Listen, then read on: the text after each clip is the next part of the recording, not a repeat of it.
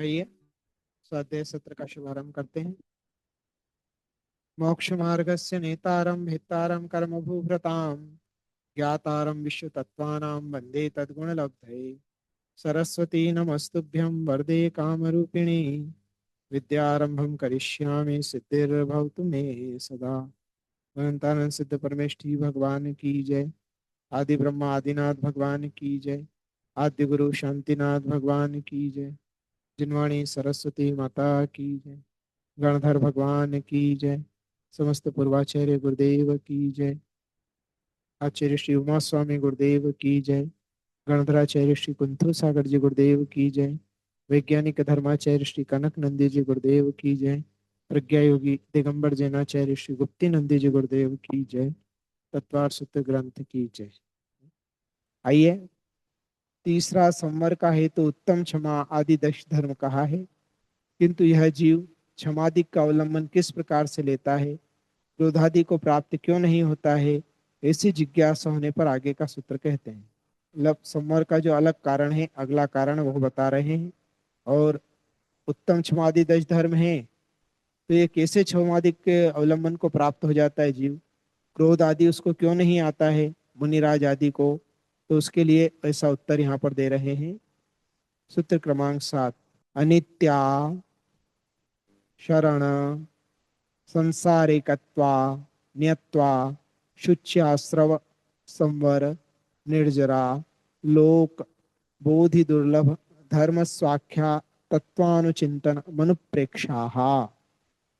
अनित्याशरण संसारैकत्वा न्यत्वा शुच्याश्रव संवर निर्जरा लोक बोधि दुर्लभ धर्म स्वाख्या तत्वानुचिंतन मनुप्रेक्षा। संधि विग्रह। अनित्य, अशरण, संसार, एकत्व, अन्यत्व, अशुचि, आश्रव, संवर, निर्जरा, लोक, बोधि दुर्लभ, धर्म स्वाख्या, तत्व अनुचिंतनम, अनुप्रेक्षा। इसका संधि विग्रह हुआ। एक तरह से 12 अनुप्रेक्षाएं हैं, जिसे आप 12 भावनाएं कहते हैं। अनित्य, अशरण, संसार, एकत्व, अन्यत्व, अशुचि, आश्रव, संवर, निर्जरा, लोक, बोधि दुर्लभ, धर्म। इनके नाम के अनुसार इनके भावों का बार बार चिंतन करना अनुप्रेक्षा है। संसार, शरीर एवं भोगों के स्वरूप का चिंतन करना अनुप्रेक्षा है, अर्थात इनके स्वरूप को अपने भावों में रखकर चिंतन करना अनुप्रेक्षा है, जिससे संसार, शरीर एवं भोगों से विरक्ति अर्थात वैराग्य होता है, और वैराग्य से कर्मों की संवर एवं निर्जरा भी होती है। तो इन 12 भावनाओं के चिंतन करने से वैराग्य आता है, और वैराग्य से भी कर्मों की निर्जरा होती है। और ये 12 भावनाओं का बार बार चिंतन करने से उत्तम क्षमादि 10 लक्षण धर्मों के पालन करने के लिए भी हमारे लिए शक्ति, आत्मबल प्राप्त होता है। संसार, शरीर एवं भोगों की चिंता से करने से कर्मों का आश्रम बंद होता है, अतः चिंता की जगह चिंतन करना चाहिए, जिससे कर्मों की संवर और निर्जरा होती है। अब पहली भावना अनित्य भावना। ये समुदाय रूप शरीर, इंद्रिय विषय, उपभोग और परिभोग द्रव्य जल के बुलबुले के समान अवस्थित स्वभाव वाले हैं, तथा गर्भादि अवस्था विशेषों में सदा प्राप्त होने वाले संयोगों से विपरीत अर्थात वियोग स्वभाव वाले हैं। मोहवश अज्ञ प्राणी इनमें नित्यता का अनुभव करता है, परंतु वस्तुतः आत्मा के ज्ञानोपयोग और दर्शनोपयोग स्वभाव के सिवाय इस संसार में अन्य कोई भी पद ध्रुव स्थिर नित्य नहीं है। इस प्रकार चिंतन करना अनित्य अनुप्रेक्षा है, अर्थात संसार में अगर कोई नित्य है तो वह सिर्फ आत्मा ही नित्य है। इसके अलावा वह भी आत्मा कैसी ज्ञानोपयोग दर्शनोपयोग स्वभाव वाली जो आत्मा है वही नित्य है, बाकी सब अनित्य है। जिसे वह अपना मान रहा है, वास्तव में कुछ भी नित्य नहीं है। फिर न मंगत राय जी ने 12 भावनाओं में इसके लिए कहा, सूरज चांद छिपे निकले ऋतु फिर कर आवे, प्यारी आयु ऐसी बीते पता नहीं पावे, पर्वत पतित नदी सरिता जल बह कर नहीं हटता, श्वास चलत यो घटे काठ जो आरे सो कटता। औस बूंद जो गले धूप में वा अंजुलि पानी, छिन छिन यौवन छीन होत है क्या समझे प्राणी। इंद्रजाल आकाश नगर सम जग संपत्ति सारी, अथिर रूप संसार विचारो सब नर अरु नारी। सूरज चांद छिपे निकले ऋतु फिर कर आवे, प्यारी आयु ऐसी बीते पता नहीं पावे। जैसे सूरज और चांद प्रतिदिन निकलते हैं छिप जाते हैं, उसी प्रकार से, और कब दिन निकल जाते हैं कब रात हो जाती है पता नहीं चलता है, उसी प्रकार से यह आयु भी है, यह बीत जाती पता नहीं चलता। अर्थात कुछ भी नित्य नहीं है, हम हमेशा एक जैसे रहने वाले नहीं हैं। पर्वत पतित नदी सरिता जल बहकर नहीं हटता। पर्वत से गिरा हुआ जल नदी में आता है ना, और बहकर नहीं हटता है, मतलब बहता रहता है। तो श्वास चलत जो घटे काट जो आरे सो कटता। और जिस प्रकार जैसे आरे से लकड़ी के ऊपर आरा चलाते हैं तो धीरे धीरे कटता चला जाता है, उसी प्रकार से जितना जितना हमारा श्वासोश्वास चल रहा है वैसे ही आयु कटती चली जा रही है। ओस बूंद जो गले धूप में वह अंजुलि पानी, जैसे धूप में ओस की बूंद या अंजुलि के अंदर पानी, छिन छिन यौवन छीन होते हैं क्या समझे प्राणी, उसी प्रकार से हमारी आयु हमारा यौवन निरंतर नाश को प्राप्त हो रहा है। कुछ भी नित्य नहीं है, हम हमेशा एक जैसे रहेंगे नहीं। इंद्र जाल आकाश नगर सम जग संपत्ति सारी, ये जितनी भी संपत्ति समुदाय जितना भी दिख रहा है ये इंद्र जाल के समान है। जैसे माया जाल होता है और कब माया सिमट जाती है, या स्वप्न के समान है, स्वप्न में आई चीज और कब पूरा स्वप्न हो जाता है, उसी के प्रकार से यह सब कुछ संपत्ति और संसार ऐसा ही है। इसलिए संसार को अस्थिर जानो, अनित्य जानो, और आपका ज्ञानोपयोग और दर्शनोपयोग स्वभाव ही नित्य है, इसलिए उसे शुद्ध करने का प्रयास करो। यह अनित्य भावना में चिंतन किया जाता है। इस प्रकार से चिंतन करने वाले भव्य जीव के संसार शरीर एवं भोगों में आसक्ति का अभाव होता है। यह अनित्य भावना भाने वाले जीव के भोगादिक के प्रति ऐसी प्रतिक्रिया होती है। अनित्य भावना का फल, जैसे जैसे भोग उपभोग के पदार्थ गंध माला आदि उपभोग करने के बाद उनके छोड़ने में संताप संक्लेश आदि नहीं होता है, उसी प्रकार संसार शरीर एवं भोगों के वियोग होने पर कोई खेद संताप नहीं होता। यह अनित्य भावना भाने का फल है। जब अनित्य भावना भाते हैं कि संसार में कुछ भी नित्य नहीं है और मेरा ज्ञानोपयोग दर्शनोपयोग अर्थात मैं ही नित्य हूँ, हमेशा रहूंगा, हर पर्याय में मैं कहीं भी चले जाऊं तो भी मैं रहूंगा, जब ये मालूम हो जाता है बार बार भावना करने से, तो फिर कुछ भी वस्तु जो नष्ट होती है, जो भी हमारे पास भोग और उपभोग की वस्तुएं हैं संसार में, जो शरीर है भोग है, इनका वियोग होने पर फिर संताप नहीं होता है, फिर उसके निमित्त से क्रोध की उत्पत्ति नहीं होती है, उसके निमित्त से वो मान और मायाचारी भी नहीं करता है। आगे दूसरी अशरण भावना, जैसे एकांत में भूखे और मांस के लोभी बलवान व्याघ्र के द्वारा दबोचे गए मृग शिशु के लिए कुछ भी शरण नहीं होता है, वैसे ही जन्म जरा मृत्यु और व्याधि आदि दुखों के मध्य में परिभ्रमण करने वाले जीव का कुछ भी शरण नहीं है। परिपुष्ट हुआ शरीर भी भोजन के प्रति सहायक है, दुखों के प्राप्त होने पर नहीं। यत्न से संचित किया हुआ धन भी भवांतर में साथ नहीं जाता है। जिन्होंने सुख और दुख को समान रूप से बांट लिया है, ऐसे मित्र भी मरण के समय रक्षा नहीं कर सकते हैं। मिलकर बंधुजन रोग से व्याप्त इस जीव की रक्षा करने में असमर्थ होते हैं। यदि सुचरित धर्म हो तो वह भी दुख रूप महासमुद्र में तरने का उपाय हो सकता है। मृत्यु से ले जाने वाले इस जीव के सहस्त्र नयन अर्थात इंद्र भी शरण नहीं है, इसलिए संसार के विपत्ति रूप स्थान में धर्म ही शरण है, वही मित्र है, वह कभी न छूटने वाला अर्थ धन है, अर्थात धर्म ही धन है, अन्य कुछ भी शरण नहीं है। इस प्रकार की भावना करना अशरण अनुप्रेक्षा है। इस प्रकार से चिंतन करने वाले भव्य जीव के मैं सदा अशरण हूँ, इस तरह अतिशय उद्विग्न होने के कारण संसार के कारणभूत पदार्थों में ममता नहीं रहती है। यह अशरण भावना भाने वाले जीव के पदार्थों के प्रति ऐसी प्रतिक्रिया होती है। इसके लिए बोला है, काल सिंह ने मृग चेतन को घेरा भवन में, नहीं बचावन हारा कोई यो समझो मन में। मंत्र यंत्र सेना धन संपत्ति राजपाट छूटे, वश नहीं चलता काल लुटेरा, काय नगरी लूटे। चक्र रत्न हलधर सा भाई, काम नहीं आया। एक तीर के लगत कृष्ण की, विनश गई काया।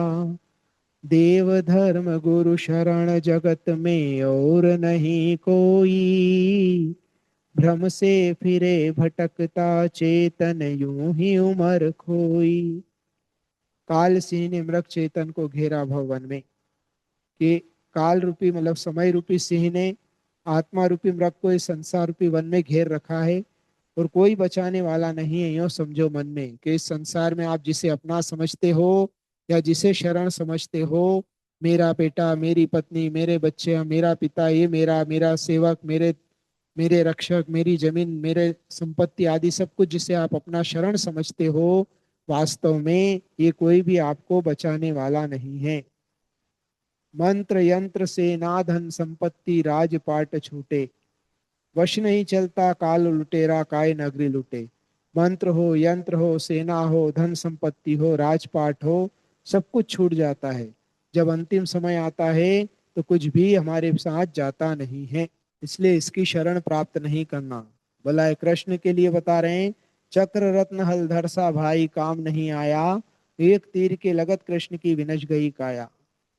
कि वह चक्र रत्न उसके पास था, बलदेव जैसा भाई था, तो भी अंतिम समय में कोई बचा नहीं पाया, कोई शरण नहीं दे पाया, आखिर उसको भी मरण को प्राप्त होना पड़ा।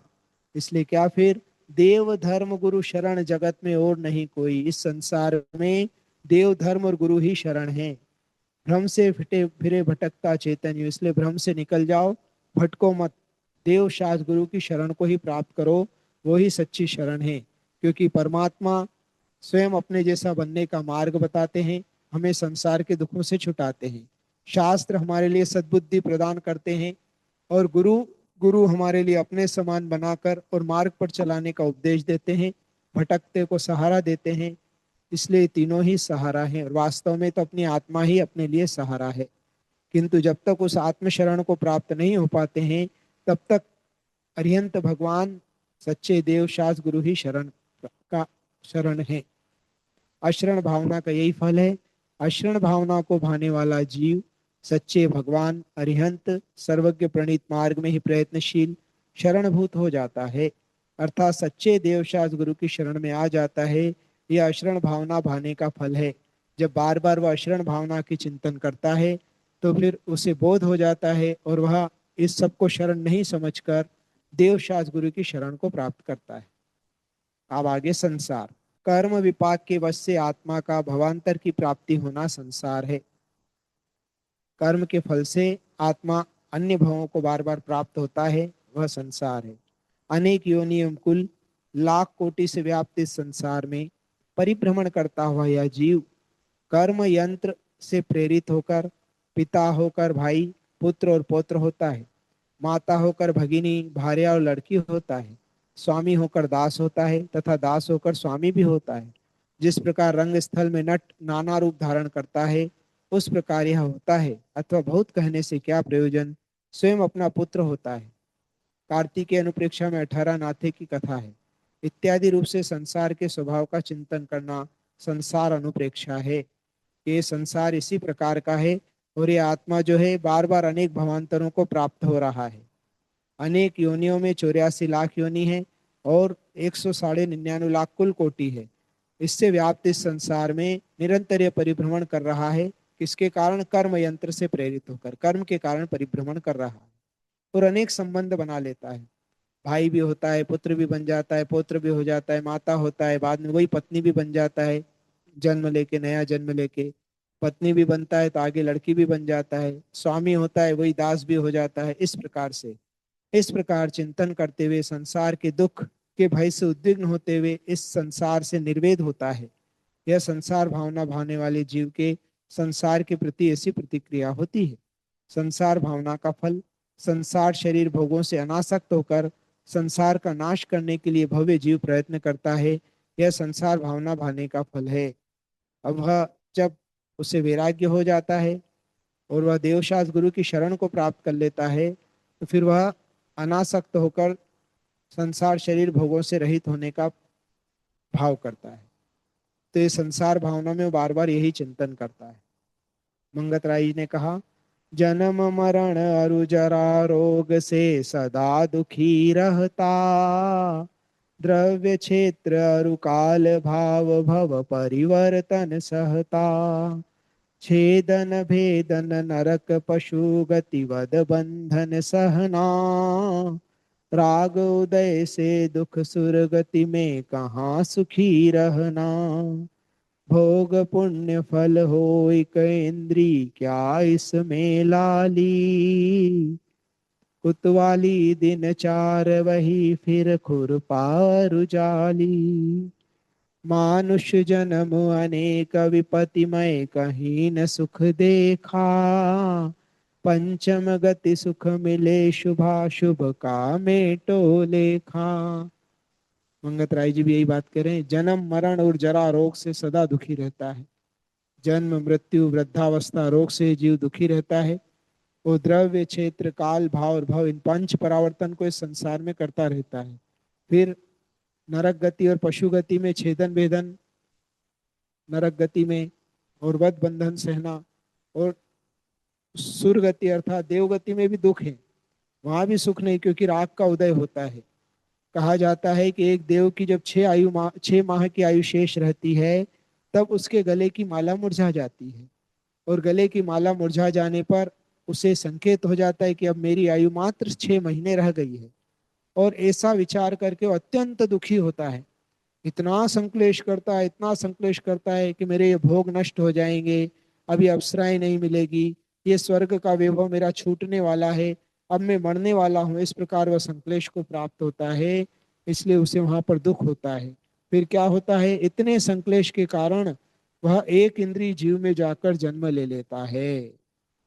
बताइए, कहाँ स्वर्ग पद के देव को प्राप्त किया और कहाँ स्थावर में आकर वह जन्म ले लेता है। पृथ्वी का एक और वनस्पति का एक सुंदर सुंदर इन योनियों में चला जाता है। ये सुंदर रत्न डायमंड आदि जो निकलते हैं पृथ्वी का एक जीव, वो पृथ्वी का एक जीव बन जाता है। हीरा आदि जो अनेक सुंदर सुंदर रत्न होते हैं, वह पृथ्वी का एक में चला जाता है, या फिर सुंदर सुंदर फूल फल आदि का पौधा बन जाता है, वही देव। इसलिए इस संसार में देव गति में भी सुख नहीं है। मानुष्य जन्म अनेक विपत्ति में कहीं न सुख लेखा।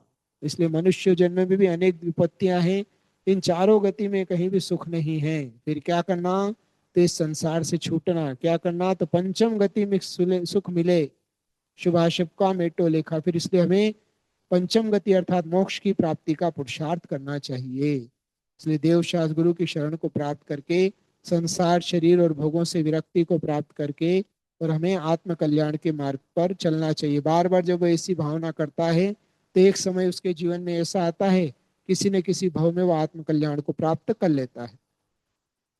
हाँ, एकत्व भावना की ओर चलते हैं। जन्म जरा और मरण की आवृत्ति रूप महादुख का अनुभव करने के लिए अकेला मैं ही हूँ, न कोई मेरा स्व है और न पर है। अकेला ही जन्मता हूँ, अकेला ही मरता हूँ। मेरा कोई स्वजन या परिजन व्याधि जरा मरण आदि दुखों को दूर नहीं करता। एकत्व भावना का चिंतन करना। बंधु और मित्र शमशान से आगे नहीं जाते। धर्म ही मेरा कभी साथ न छोड़ने वाला सदा काल सहायक है।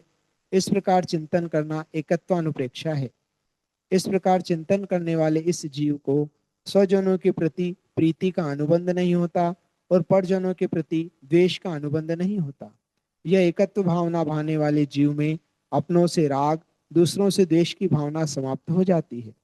एकत्व भावना का फल, एकत्व भावना वाले निसंगता को प्राप्त होकर मोक्ष के लिए ही प्रयत्न करते हैं। एकत्व भावना यहाँ बताई, मंगत राय जी कह रहे हैं, जन्मे मरे अकेला चेतन सुख दुख का भोगी, और किसी का क्या एक दिन यह देह जुदी होगी। कमला चलत न पेंड जाय मर घट तक परिवारा, अपने अपने सुख को रोवे पिता पुत्र दारा। जो मेले में पंथी जन मिली नेह फिरे धरते,